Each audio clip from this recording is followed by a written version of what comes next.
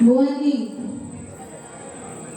सुंदर अगदी अध्यात्मात सांगून गाण्याची सुरुवात केली. माकाडला गजर गाली बसली. जरा टायमिंगचं पण नजर ठेवत जावं. काय म्हणताय याची सलाह काढून काय करणार? हा काय या गाड्यांनी एकाची हाडाची गाडा आपले पांढरा बघा बसला.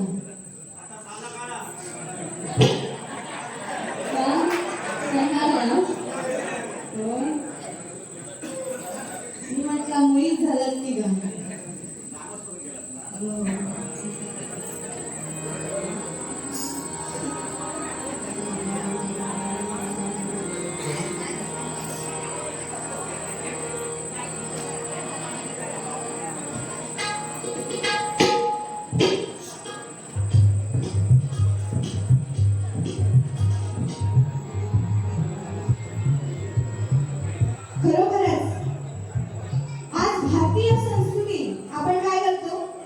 पाश्चात्य संस्कृतीचं अनुकरण करतो आणि तसेच आपण वागतो.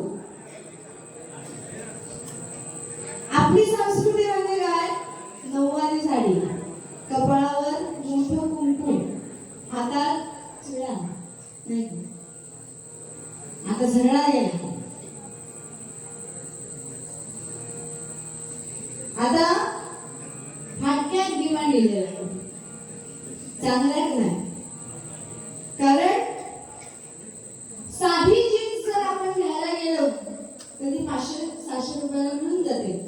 पण काही डॉक्टर घातलेली काही खाली घातलेली केली तर 1000-1500 मोजूचे लागतात. चांगलेच नाही. फाटक्या डिमांड आपण म्हणतो अत्याचार वाढले, भ्रष्टाचार वाढले, पण टाळी एका अंगानं वाजत नाही. पुरुषाकडे जर बघायला गेलं तर त्यांच्या किती अंगभर कपडे असतात तेवढे कमीच असतात. पण प्रदर्शन कोण म्हणतं? आम्ही म्हणतो.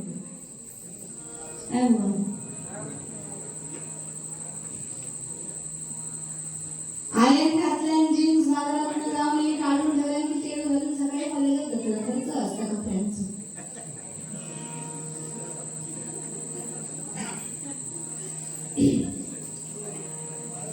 जाऊ दे. बुवा म्हणाली की काय हा महाराष्ट्र कोणाचा आहे? तर छत्रपती शिवाजी महाराजांचा.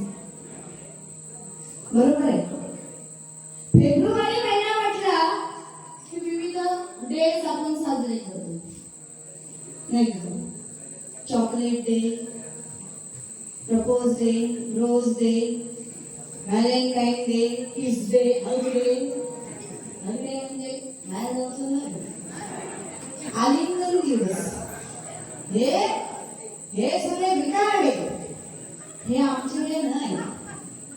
आपला फक्त एकच दिवस 19 फेब्रुवारी आपल्या बाप्पाची जयंती. अहो वर्षाचा 365 दिवस जरी साजरी केलात ना तरी कमी ठरेल की माझ्या राजाची जयंती आहे.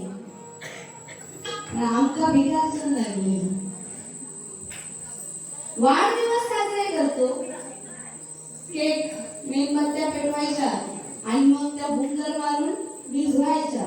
म्हणजे स्वतःच्या आयुष्यामध्ये स्वतःच आपण अंधकार करून घेतलं. ही आमची संस्कृती नाही. आपली संस्कृती म्हणजे देवासमोर अखंड दिवा ठेवत राहतो. दिवा विझवणे ही आमची संस्कृती नाही. पण खरोखरच 350 वर्षापूर्वी यौवन माजले होते आणि आया बहिणींची अवृत्त झाली. या नराधमांनी कोणाला सोडलं नाही. मराठ्यांच्या तर वायकावर सुटले होते. एक त्याच्या सपासप कापत हे यौवन. आता या नराधमांना रोखणार कोण? कोण रोखणार या वादळाला? म्हणून आई भवानीच्या समोर एका आईने साकडं घातलं. आई जिजाऊ मातेनं आई भवानीला साकडं घातलं की माते जर माझ्या पोटी संतान दिलास तर तो पुत्रच दे. कारण या दुष्टांचा संहार करायचाय. आणि खरोखरच एका माऊलीची हाक आईने ऐकली आणि शिवाजी महाराज जन्माला आले. अवघ्या वयाच्या 14व्या वर्षी राजांनी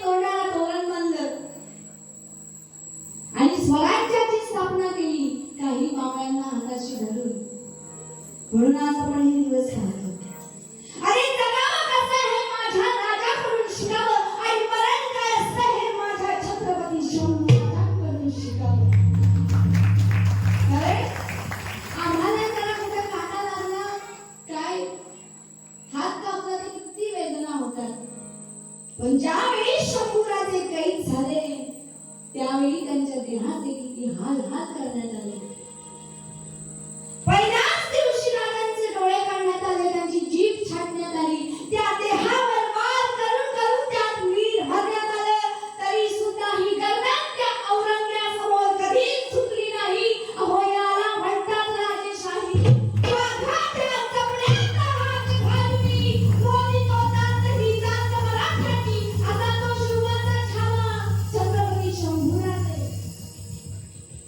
आमका पुष्पा झुकेगा नहीं साथ लगेच पाठ होता पोरांचा.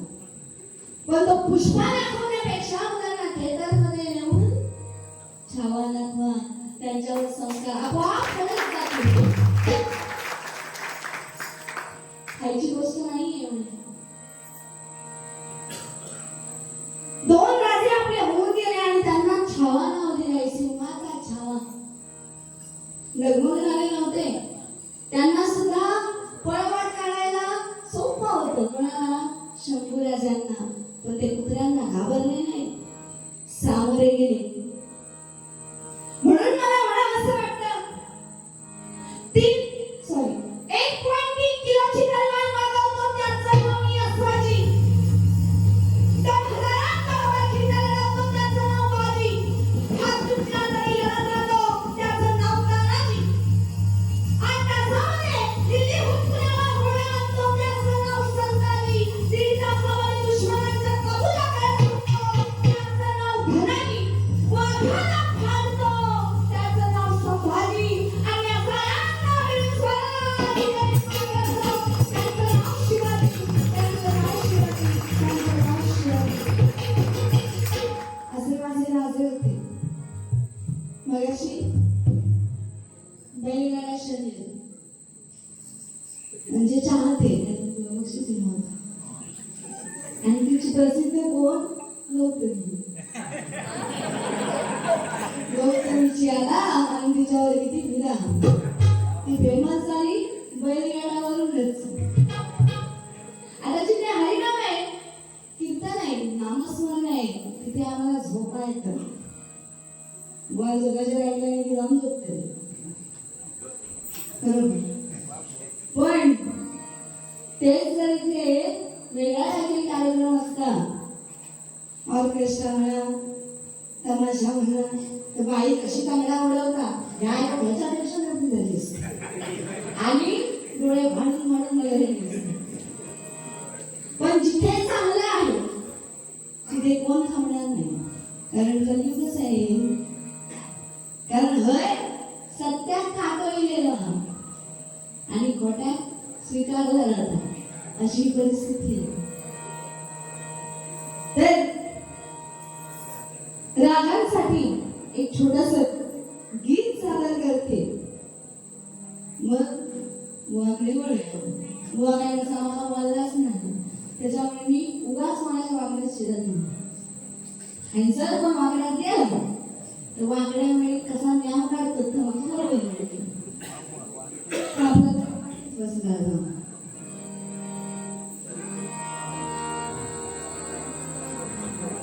झालं पार फिरून झालेलं.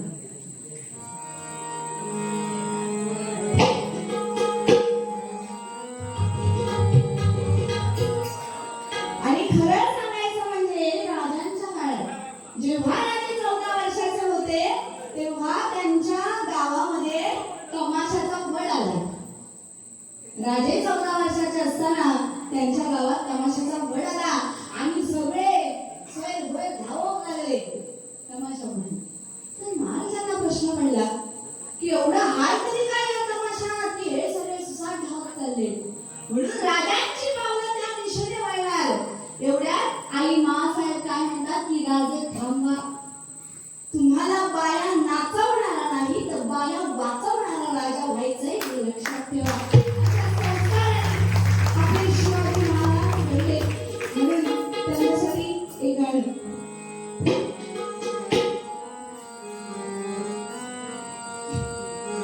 साऱ्या शत्रूंच्या मारा उडवून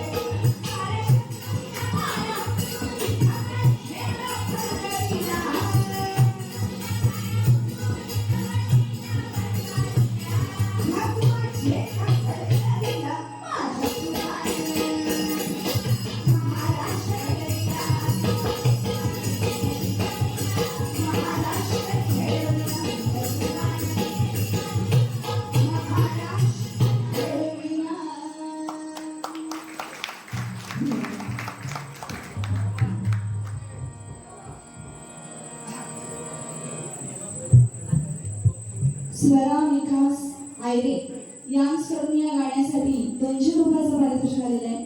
आभारी आहे. धन्यवाद धन्यवाद धन्यवाद. खरंच म्हणाली की आजकाल काय गाववाल्यांना पोरी कोण देऊ मागत नाही. आता हाय मुंबईवाले कोण नसो असं म्हणाले. पण खरंय, कारण दिव्यात खोली असली तरी चालत, पावसात पाणी भरला तरी चालत. कोण मुंबईवाले म्हणजे तरी पण गावी एवढं सौंदर्य आहे, स्वर्गापेक्षा सुंदर असं आहे आपलं कोकण. तरी सुद्धा आमच्या मुंबईवर वा काय म्हणाला, अटी कोणाच्या मुलीच्या नसतं, अटी असतं आवशी बापाची. असा वया तसा वया, मग चेंडू कोणाचा तरी भिकाऱ्याचा हात धरून पळान जातात तेव्हा यांच्या वाटी घालतात. जोपर्यंत लेकीचा मोबाईल म्हणजे मोबाईल लोन जोरात वाचता तोपर्यंत ठीक असा. त्याला गुरु गुरु रोग लागला किंवा लाईट पेटाक लागली किंवा कांदा पाटलं रांधून. कारण संस्कार देणं ही आईची जबाबदारी आहे.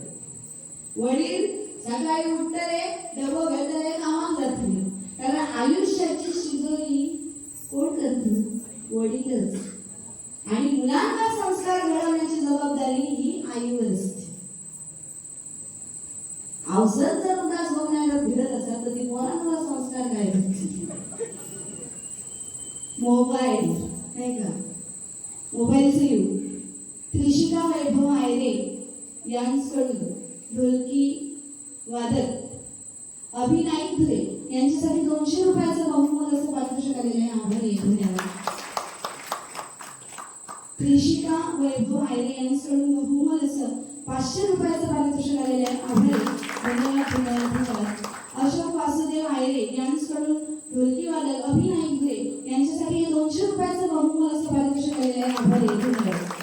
तर बुवा म्हणाली की बुवांना ओळख करून दिल्या नाही. तसं काय माहिती आहे, माझाच मामा मोठेपण करूची सवय नाही, त्याच्यामुळे ओळख मी काय करून दिले नाही.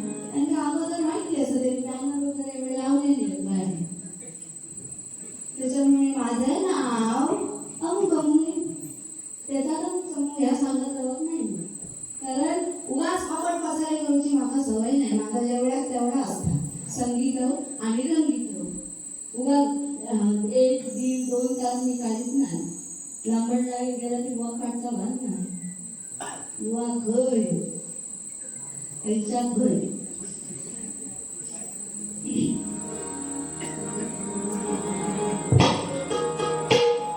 तर सध्याच्या या युगावर आधारित एक नवीन गजल सादर करते.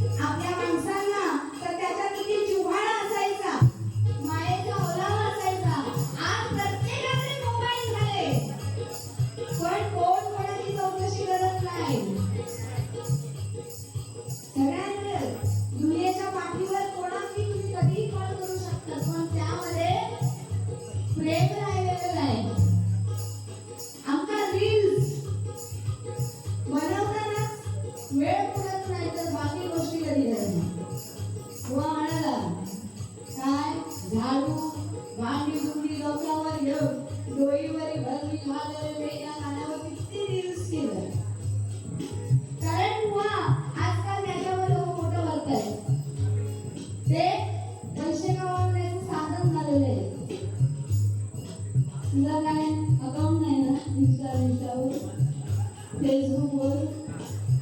अरे आहे मला वाटतं माझा चिडू माझं जिरगू झोपलो, पण डोक्यावर पांघरून घेऊन आतमध्ये काय करीत असतं ते त्यांना काय माहित आहे. बाबलो फेसबुकात शिकलो फेस काढल्याशिवाय बाहेर येणार नाही.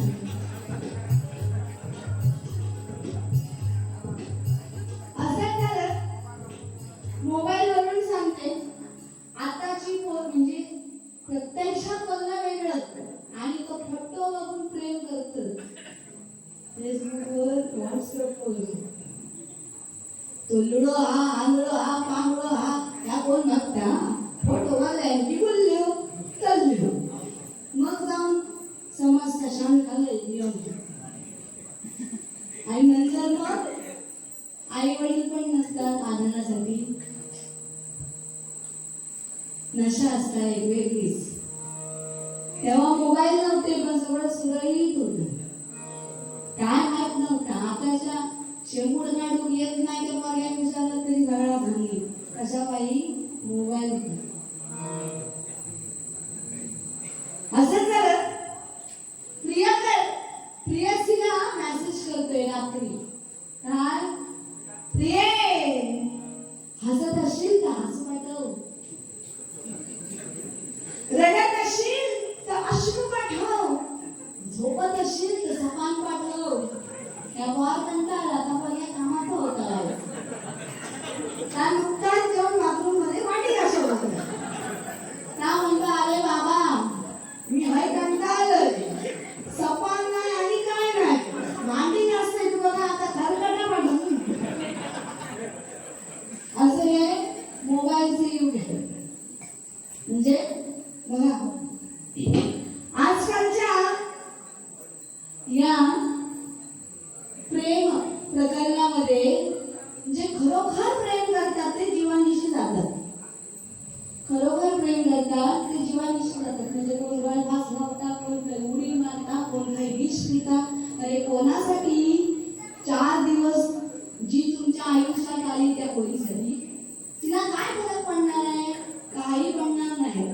पण जे आई वडील तुम्हाला अगदी लहानाचं अगदी आई ती माऊली 9 महिने तिला उदरात वाढवते, तुम्हाला लहानाचं आई वडील मोठं करतात, कष्ट करतात. हे कोणासाठी करतात? आपल्या मुलांसाठी करतात. मग हे गळफास लावताना उड्या मारताना आई वडील तुमच्या डोळ्यासमोर कधीच येत नाही काय रे?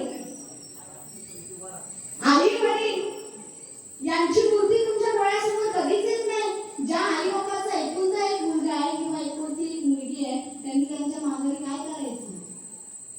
असे किती अपघात आपल्याला ऐकायला मिळतात, पाहायला मिळतात. वरांचा काय एका हाय आणि दुसऱ्या काय. पण आपल्याला कळायला पाहिजे ना आपला हा मानव देह किती अनमोल आहे. हो पुन्हा मिळणार नाही याला देह. आपण निघून जातो पण मागच्यांचे त्याच्या किती हाल होतात. आता कोण नाही म्हणा. काय काय ठिकाणी अशी परिस्थिती निर्माण झालेली आहे की तिकडे प्रेत जागी हळहळे करून खातील अशी चाललेली आहे परिस्थिती. कोण कोणाचं राहिलेलं नाही, कोणी कोणाचं नाही. म्हणून काय म्हणते नाती होती ही संपली कामापुरती मामा. जोपर्यंत माझा त्याच्याकडनं फायदा आणा तोपर्यंत माझा त्याच्याशी नाता. एकदा त्यांनी नाही म्हटले त्याच्या तरी गोष्टी की हो किती मोठं रागाचं ह्याचा लय मग नाकाच्या शेंड्यावर राग. माका नाही म्हणता म्हणजे काय? अरे पण ह्याच्या अगोदर तुझ्यासाठी त्यांनी काय केलं हे बघ ना. एका गोष्टीसाठी आपण नाती तोडतो. बघा म्हणून काय म्हणते नाती मोठी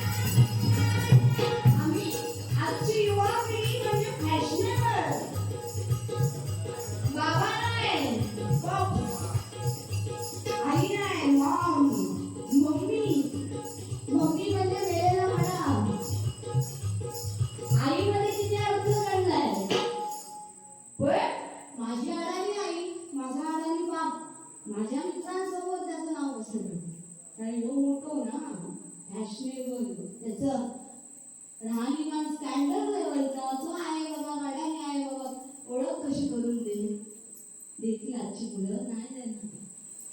कारण हे मोबाईलचं युग आहे, फॅशनचं युग आहे.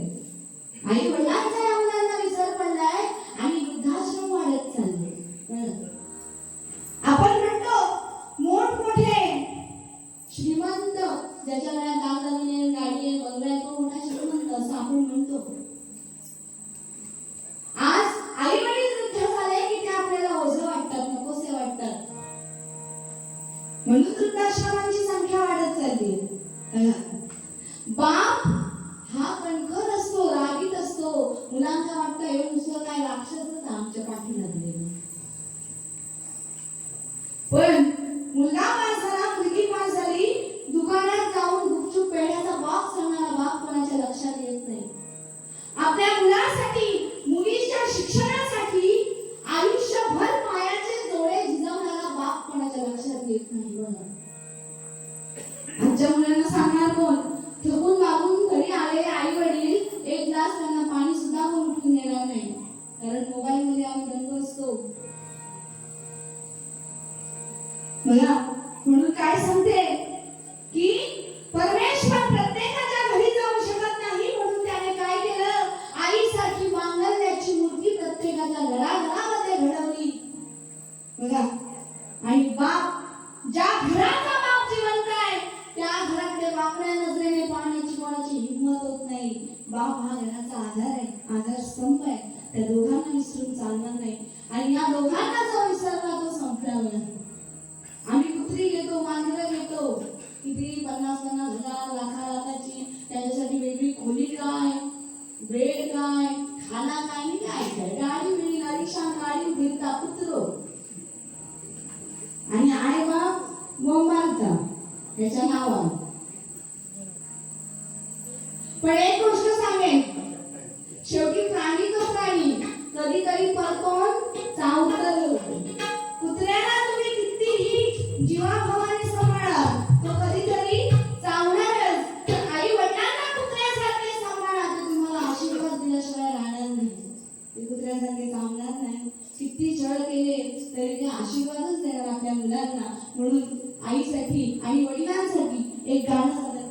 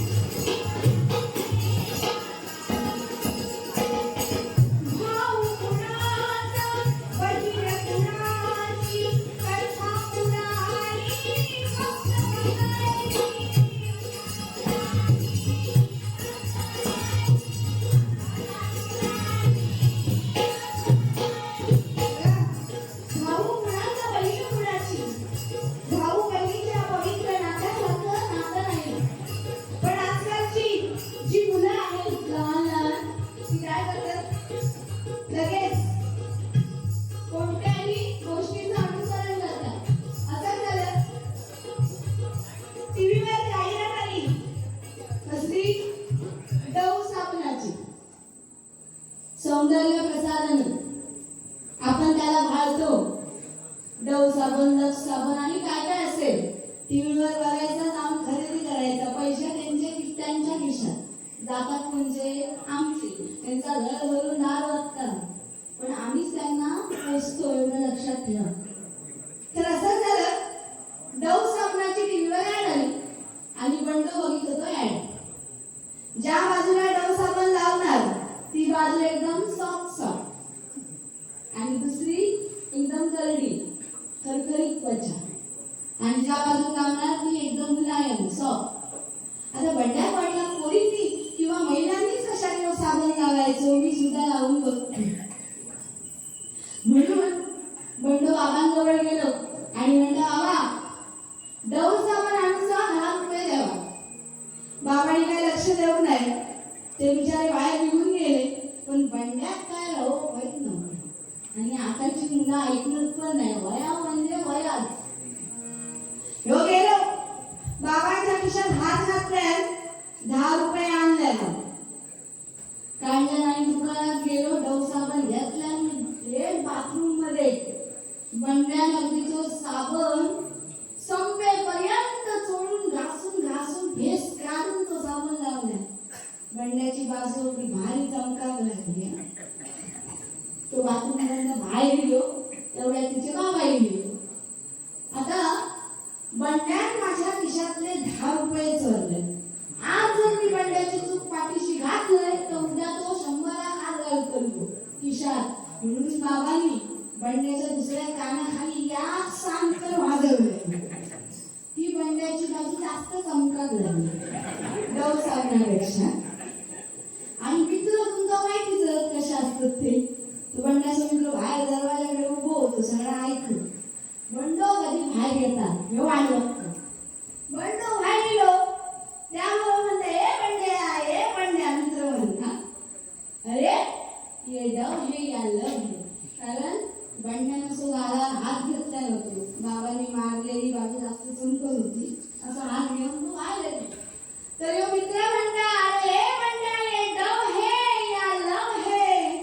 बंड्याची चांगलीच काळ गेलेली होती.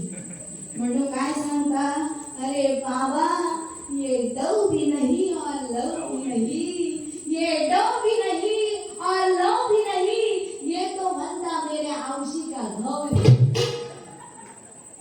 अशी आजकालची मुलं सगळ्या गोष्टीचा अनुकरण करतली आणि तेवढा घराकडे जाऊन करते. मला करूच ना तेवढा आजमावून बघणं.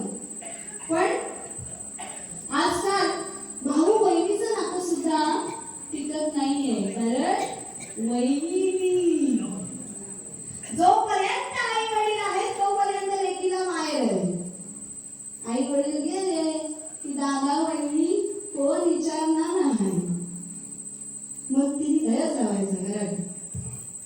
अशी परिस्थिती या कलियुगात युगामध्ये निर्माण झालेली आहे. गरीब बहीण त्याच्याकडे मी भाव म्हणजे जावंच हो, देऊन देऊन का काय मागणार देत त्याला, बरोबर ना?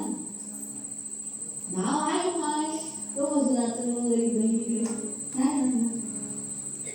बहीण संत ज्ञानेश्वरांची मुक्ताई, श्रीकृष्ण द्रौपदी, किती पवित्र नाती आहे तो ही. रक्षाबंधन कशाला म्हटले की आयुष्यभर माझ्या बहिणीचं मी रक्षण करेन, म्हणून मी रक्षाबंधनाची दोर आपण भावाच्या हातामध्ये घालतो. पण सगळं आता उलटे वारे व्हायला लागले. म्हणून काय म्हणते ऐका,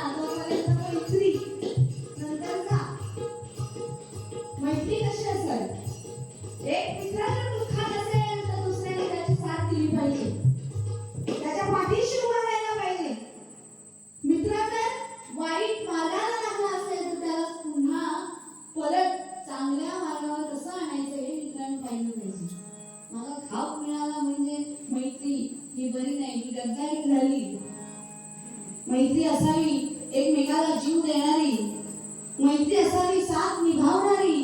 ज्या गोष्टी आपण घरात आई वडिलांजवळ बोलू शकत नाही त्या गोष्टी आपण आपल्या मित्राजवळ, मैत्रिणीजवळ व्यक्त करतो, बोलतो. पण का बोलतो तर आपल्याला हलकं वाटतं, त्या मित्राचा आधार वाटतो. पण त्याचा विश्वासघात तुम्ही कधीही करू नका. म्हणून काय म्हणते का, एक मैत्रीसाठी गाणं वा तशी माझी काय गुलाबजाम आणि रसगुल्ले, त्याच्यासाठी पाक सर्व.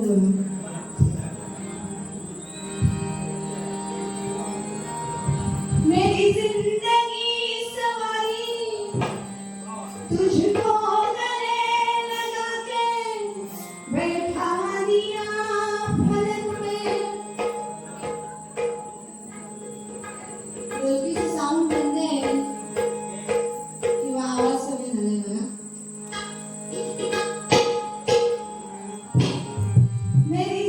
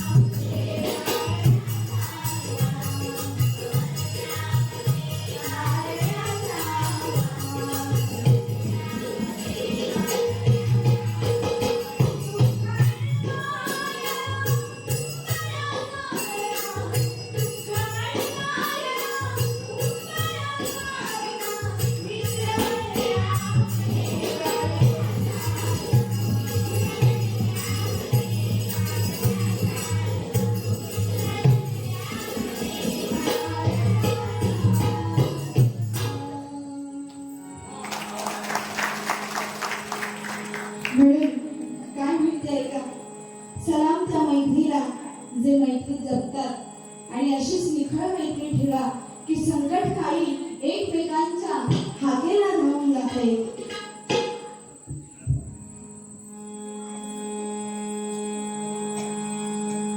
कैलासवासी विजय रामचंद्र आयरे यांच्या स्मरणार्थ श्री संजय आयरे यांच्याकडून बहुमोल असं हे 500 रुपयाचं पारितोषिक आलेलं आहे. आभारी, धन्यवाद. खरोखरच ज्यावेळी आम्ही या ठिकाणी उतरलो तेव्हा मीही माझ्या मुलींना म्हणाले की किती सुंदर या मंदिराची रचना आहे आणि किती सुंदर मूर्तिकाराने कारागिराने ही मंदिर घडवले. अतिशय सुंदर. खरोखर जेव्हा म्हणाली की स्वर्गात आल्यासारखं वाटलं. पण तुमच्यासाठी मी एवढंच म्हणेन, दगड पिसून कधी मैदान नाही झाला, दगड पिसून कधी मैदान नाही झाला आणि या रिंगणे पाटीलगाव वासियांना झुकवणारा अजून पैदा नाही झाला, अजून पैदा नाही झाला, अजून पैदा नाही झाला. खरोखरच सलाम तुम्हा सर्वांना. कारण इथे सगळे रामरसवाले, आमरसवाले कोण नाही. आमरस म्हणजे तेच ते दिसतच ना. कारण वा बघ काय काय होते ते जाऊन घेऊ. कारण त्यांना माहित लवकर घरात नाही गेले तर बायको दार उघडणार नाही. ठीक आहे. कारण आता काय झालेलं आहे, स्त्री प्रधान संस्कृती आलेली आहे. पहिली पुरुष प्रधान संस्कृती होती. पुरुषाचा आपल्या संस्कृतीवर वचक होता. ते म्हणतील ती पूर्व दिशा. पण आता काय झालं, काय रे सोम्या खाली गेलं, वाटलं घरात पाणीला चहा हंडे लवकर भर, नाहीतर रात्री अन्न मिळवता नाही वैल चालली. आता स्त्री प्रधान संस्कृती झालेली असते. आपण म्हणतो व्यसन म्हणजे काय, कवळी, तंबाखू, गोवा, गुटखा, दारू, बाटली आणि बाई. नाही का, घरात एवढी सुंदर बायको असता एक आता मिळत नाही. आणि सुंदर आपली बायको असता तरी आमची नजर शेजारीवर. हो असंच चाललं. एवढी एवढी मोठी मुलं वाढतात, मुलांना आई जन्म देते, वाढवते, तरी त्यांची तिला तमा नाही की तिसऱ्या बरोबरच दूर. अशीच परिस्थिती आहे. पण मी तर सांगेन, परमेश्वर आपल्या समोर जे भोजन देतो ना वाढून, त्याच्यातच जेव्हा दुसऱ्याची गोष्टी खरखरी कशात काढतात. सगळ्यांचं काय सांगितलं, जे का असा तर समजलं असं. भजन सम्राट कैलासवासी शांतू आयरे यांच्या स्मरणार्थ श्री शिवाजी रामणे यांच्याकडून बहुमोल असे 200 रुपयाचे पारितोषिक आलेले आहे.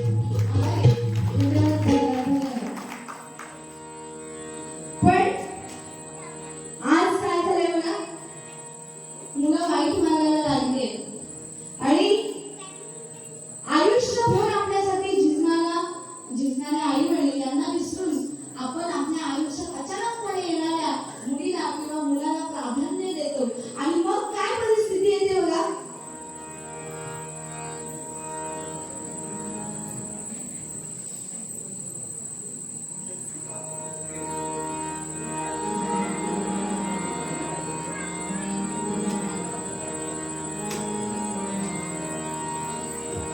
आणि नंतर पश्चाताप करण्याची आपल्यावर वेळ येते. पण स्वर्गापेक्षा सुंदर असे हे आपलं कोकण आहे आणि त्याला स्वर्गाची उपमा दिलेली आहे. सुंदर असा भिरवणेचा हा लेखक आहे, ज्याने हे गाणं रचलं.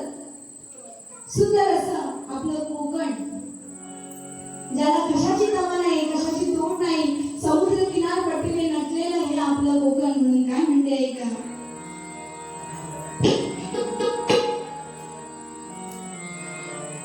स्वर्गापेक्षा सुंदर असा आमचो ह्यो कोकण. आपण सांगतोय की स्वर्गापेक्षा सुंदर सुख त्या कोकणामध्ये आहे, तरी सुद्धा कोण काय विचारत नाही. काय झालं? अवघडीचं बदल झाल्यानंतर जागर आहे नवरात्रीच. मग आता चालू ठेवूचा असेल ना तर कसं लागतं ज्यांना झोपायचा त्यांनी झोपायचं.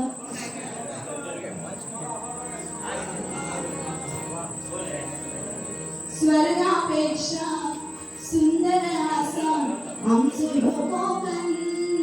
तुम्ही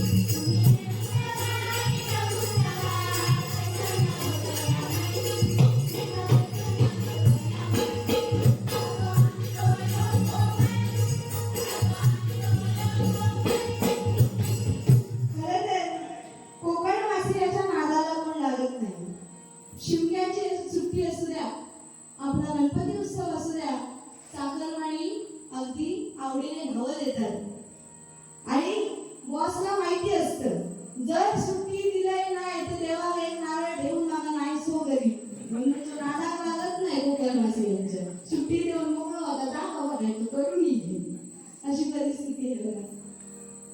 पण खरंच सुंदर असं हे नयनरम्य हे परमेश्वराचं देव धनी केदारलिंगाचं मंदिर आणि त्याच्या चरणाशी ही छोटीशी आमची कला भजन रूपी सेवा समर्पित करण्याची सुवर्ण संधी तुम्ही आम्हाला मिळवून दिलात त्याबद्दल खरंच पुनश्च एकदा तुमचे आभार. म्हणून काय म्हणते का अनिकेत आयरे यांच्याकडून दोन्ही मुलांसाठी 250 रुपयाचे पारितोषिक आलेले आहे. आभारी आहे. धन्यवाद धन्यवाद धन्यवाद. मित्र सगळे स्वार्थासाठी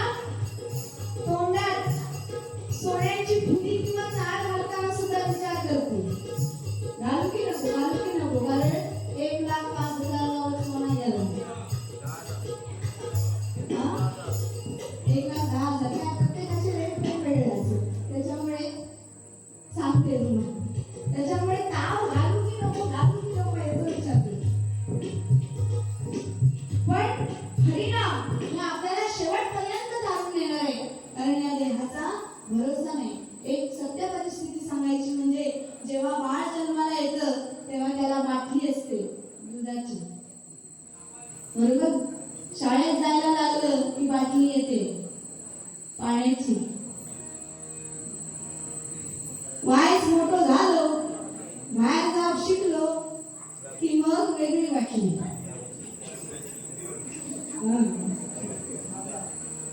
माझा क्वार्टर 90. मग ती 90 पिऊन रक्त गेलो की एका हॉस्पिटलमध्ये ऍडमिट करतो लागतंय असता सलाईनची बाटली.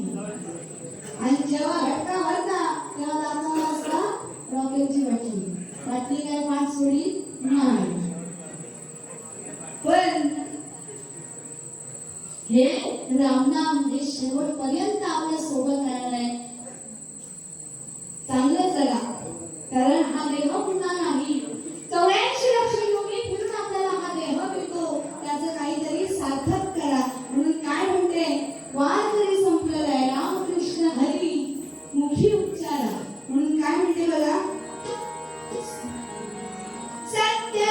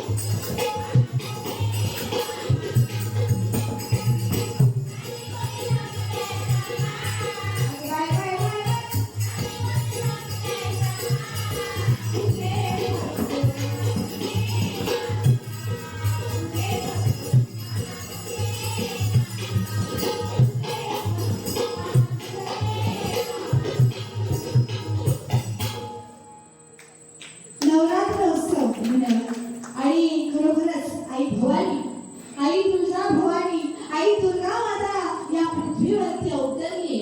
आणि इथे बघायला जर गेलं तर साक्षात 3 देवी या ठिकाणी बसल्या आहेत, बरोबर ना? विठ्ठला देवी, नवला देवी आणि पाहुण्या देवी आणि महालक्ष्मी. तुमचं वेगळं बरोबर ना? चुकत असेल तर सांगा.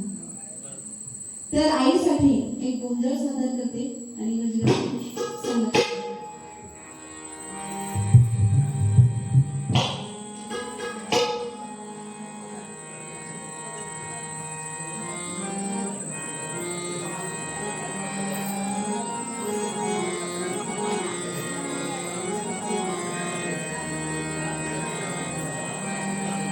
अंबाबाई, आई नवलाई, आई विठलाई, आई पावळाई, आई महालक्ष्मी. अंबाबाई लाड लाड ये ग, काव्य धरी